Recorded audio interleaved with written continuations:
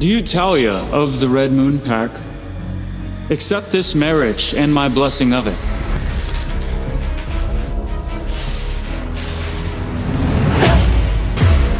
Yes. And do you, Alpha Damon, accept Talia, formerly of the Red Moon Pack, as your wife and mate? Alpha Damon? As in the cold-blooded Alpha Damon?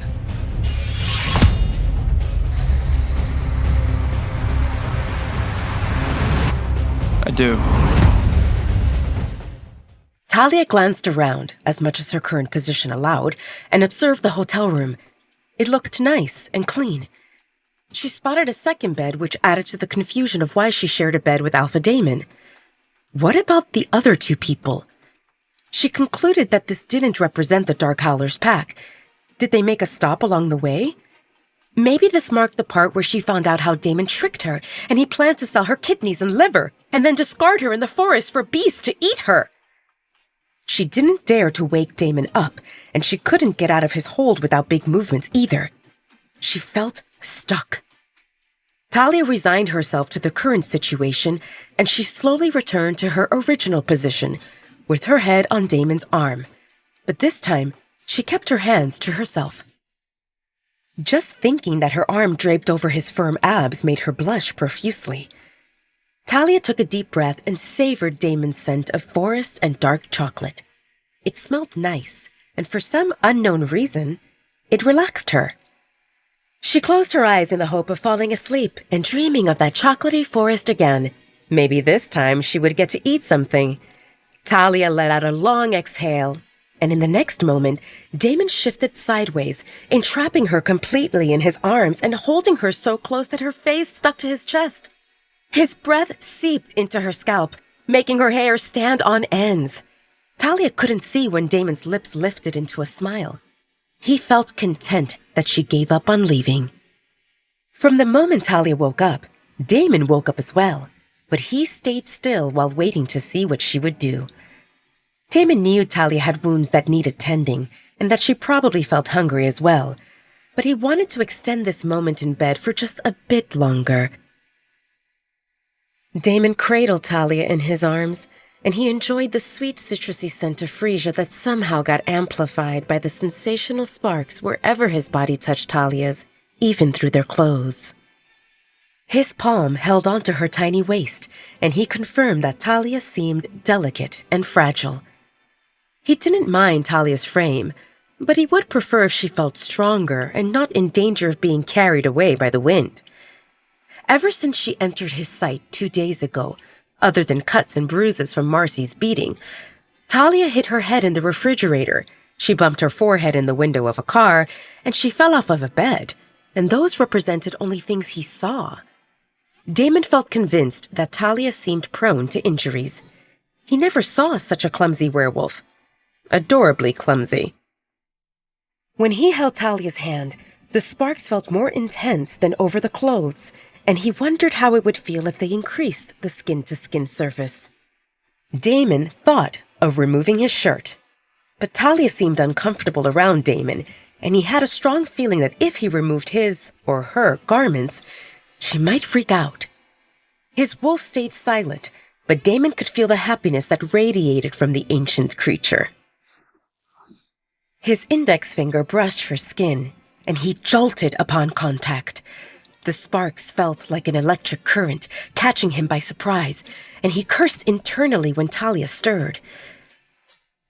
Talia drifted in and out of sleep, and she didn't feel sure if she dreamed about his hand moving about in her waist area. Talia slowly lifted her head, and she froze when she spotted icy blue eyes which observed her intently. She thought that she might imagine it, or that he did it in his sleep. But this? Just what did this mean? Talia didn't think that she compared to any of the pretty girls, and a guy who looked handsome and powerful like Damon would definitely have plenty of beauties around him. It never crossed her mind that Damon might show interest in her. Talia became painfully aware that he held her. They both lay on their sides facing each other, and his arms encircled her, and he watched her. She wanted to move away or to say something, anything, but her tongue refused to cooperate, and she felt the heat seeping into her cheeks. "Did you have a good sleep?" Damon's deep voice shook the silence away. Talia responded with a small nod. Damon hummed in approval. "How do you feel? Are you in pain?" "It's fine," Talia responded in a small voice and forcibly inhaled to get some oxygen in her system and snap out of her daze. Right. She represented Talia. No one.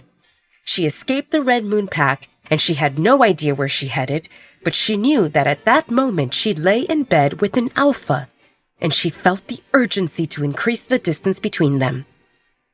No matter how handsome he looked or how good he smelled, this didn't seem proper. "Hey, do you—" "I have a name," he cut her off sternly. Talia realized that she called him "hey" again, and that he didn't like it. She grew up in the Red Moon Pack, but due to her special circumstances, Talia didn't get exposed to the strict hierarchy that werewolves followed, so those things didn't get ingrained in her. However, she felt familiar with the protocols. "I apologize, Alpha Damon." "Damon," he interrupted her again.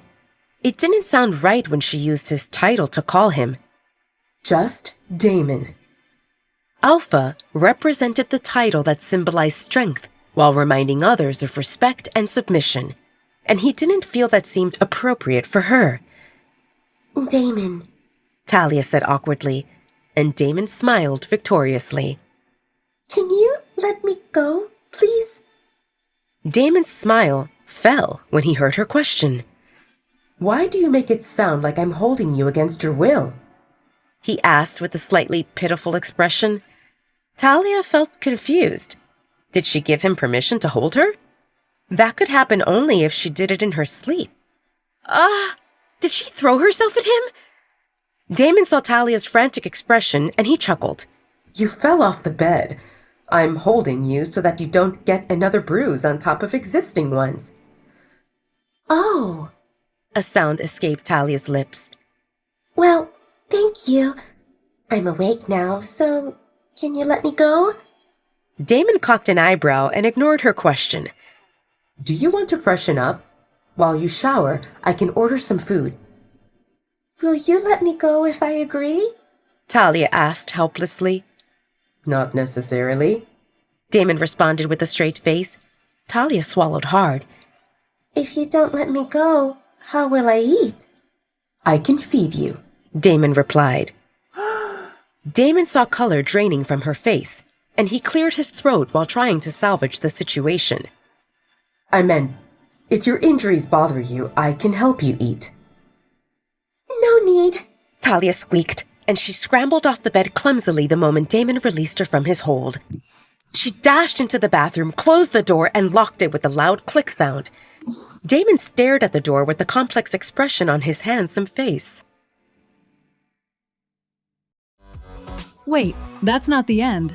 You've just had a free taste. Now get the full story on the Pocket FM app, link in description. Check out our next video and playlist, and don't forget to like, share, and subscribe.